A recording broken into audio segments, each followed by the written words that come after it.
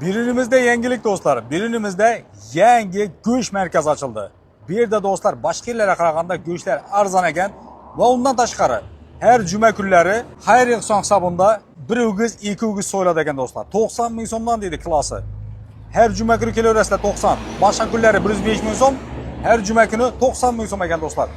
Go'shtdan tashqari shashliklar har xilidan chiqilib, go'sht mahsulotlarini Liboydan topsangiz bo'ladi ekan.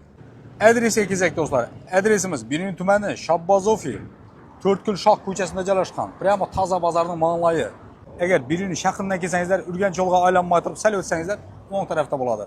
Agar Krupska maktab tarafdan kelsangizlar, chap tarafda bo'ladi. Bu yerimiz Krupska maktab. Prямо toza bozorning oldida do'stlar. Bu yerimiz toza bozor. Telefon nomerlari ekranda yoziladi, zvon etib kelaverasizlar. Go'shtlari do'stlar, hozirdan moment 105 dan ekan, har juma kunlari 90 dan. Bu yerda do'stlar shashliklarning turli tumanidan bor ekan buni. Kuskovoy shashlik, til shashlik deydi buni. Kotletlar, steklar tayyori, prямо shashlikka bosaveradigan. Ijon shashliklar, kilolab olaverasizlar bu yoqda buni. Tovuq shashliklar, tillar, oyoqlar. Va undan tashqari, agar dam olishga ketaman desangizlar, shashlik mayobkaga ko'mirlar tayyor do'stlar. Mangal, sangal setkada bor deydi. Prямо shu yerga kelib turib olib ketaverasizlar. Agar ijonni bir 3 kilodan ziyod olsangizlar, bir paket podarka deydi buni do'stlar.